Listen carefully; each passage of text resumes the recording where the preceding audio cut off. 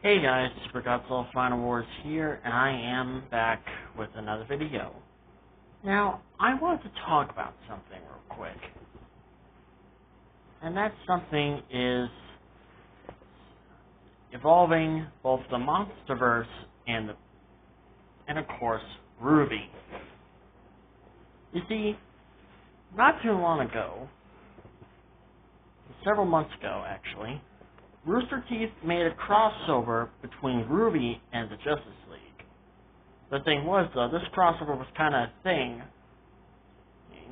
but not in the form of a movie, but in form of comic books, where basically the famous DC heroes were in the Rwby universe. And they basically kind of followed the same rule. They kind of were following the Rwby universe's rules, and pretty much there's that.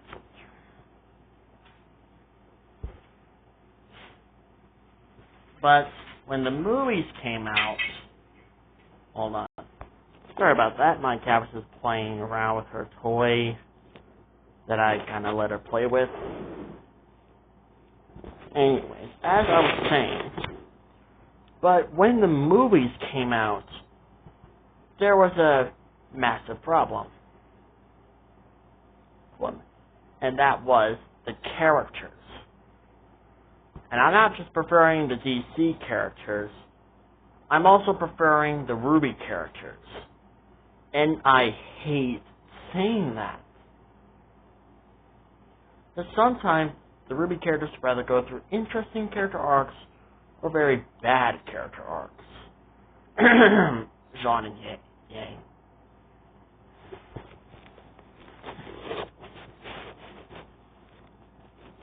Anyways, but when the DC movies came out, and these were the very first Rwby movies, yes, I'm not lying, these are the very first, possibly the only Rwby movies that currently exist.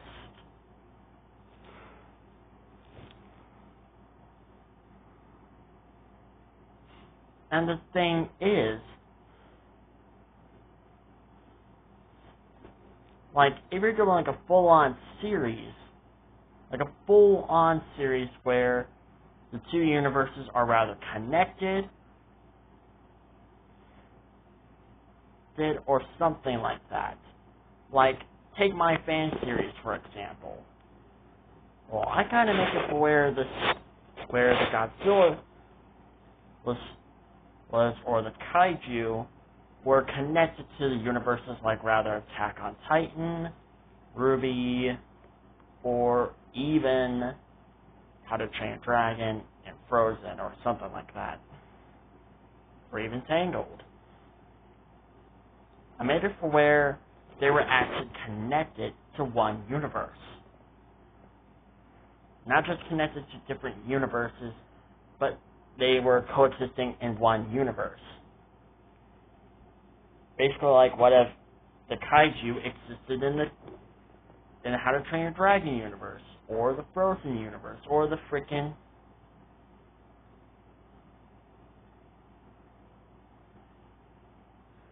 Tangled universe, or something like that.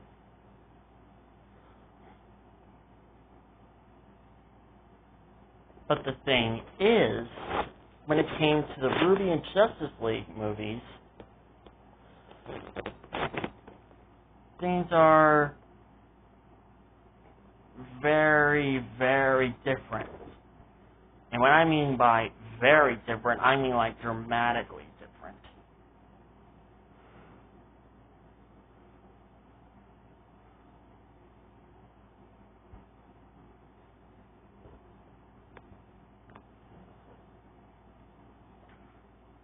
Both the Rwby characters and the Justice League characters go through character arcs that are rather unnecessary for their respective characters. And what I mean by that is, well, some of these character arcs, like for example, let's take a look at part 2 of the Rwby X Justice League movie.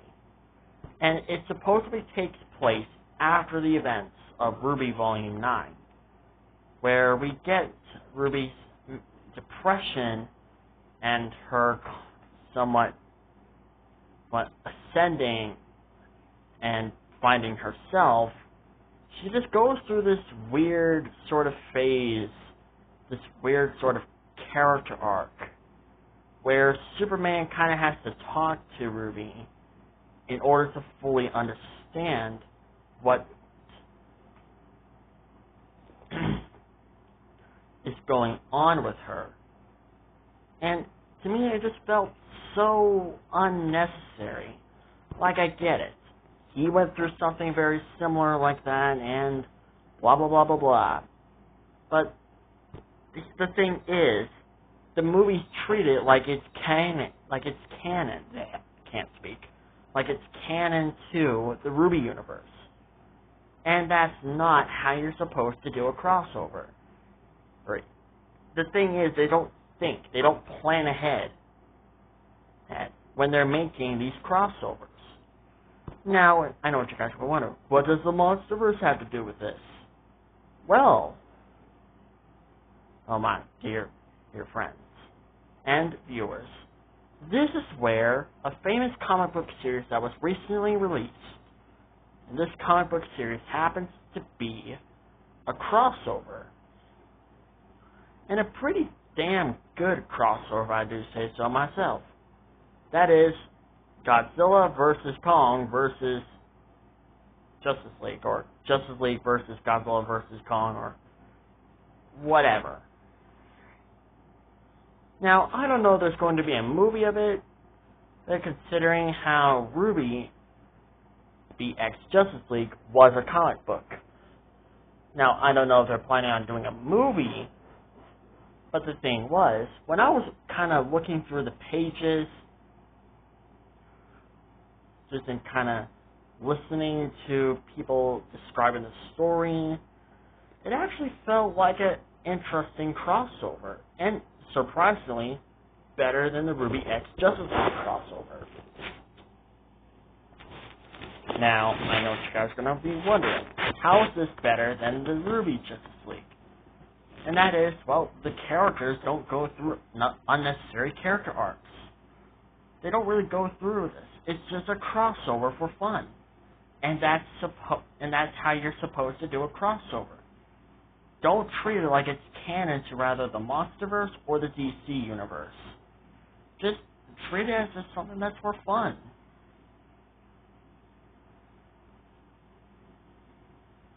And don't just simply plan ahead or do something like that.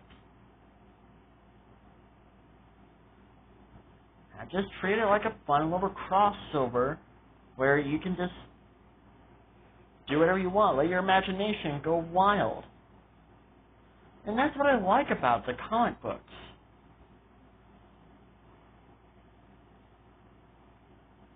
The books about the crossover between Marvel and DC and the Monsterverse.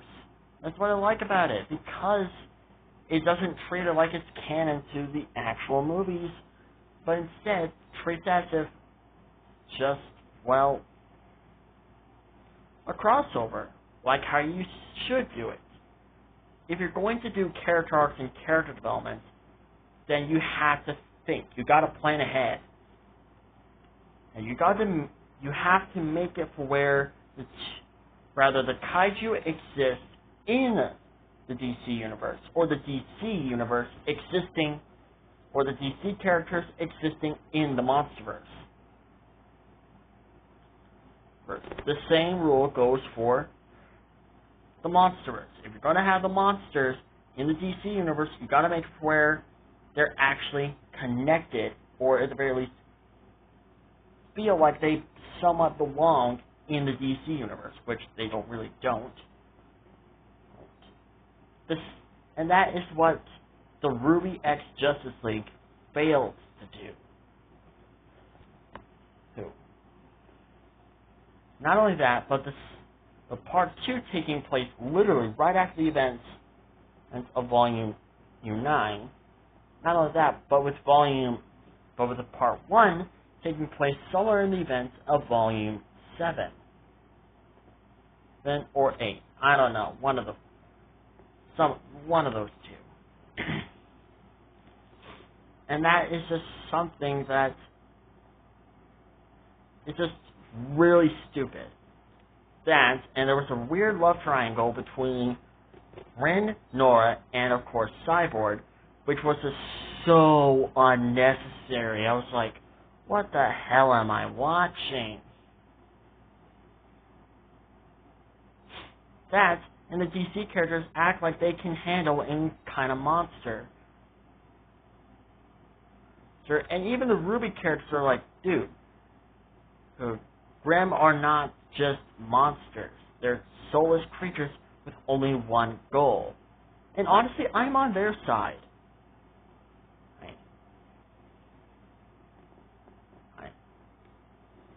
They didn't handle this crossover well. They handle it very poorly. As for the Monsterverse, ex-Justice League, or DC, that's a different story. They just treated it like it was an actual crossover, which is what you're supposed to do if you're doing a crossover. If you're not going to do a simple crossover for fun and want to do an actual crossover series, rather a movie series or a TV series, then you've got to make it for where the DC characters have to feel like they belong, or at the very least, kind of belong in the Rwby universe. But they don't. They don't really belong there. They're just strangers from another world. Hell, the Rwby heroes actually treat them like strangers. They don't trust them. They start arguments. They start fights. There's even weird, stupid love triangles that are just so unnecessary.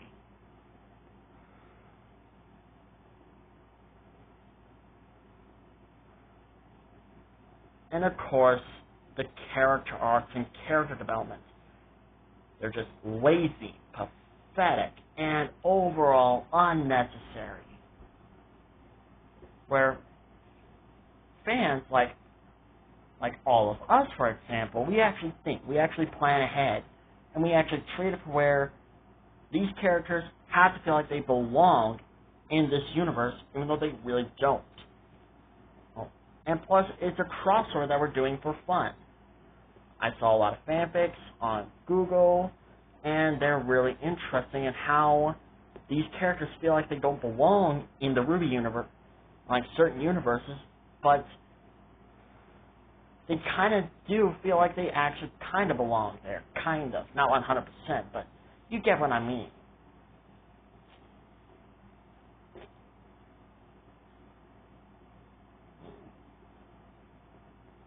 Plus, if you're going to have it where Yang and Rwby kind of have this sort of weird, pathetic, stupid argument about Rwby throwing herself into danger, then don't freaking do that. Save that for a future volume. Don't do a crossover and have these characters do this. It's just so unnecessary. Every character arc and character development in these movies is just useless and pathetic and so unnecessary, and it's just insulting.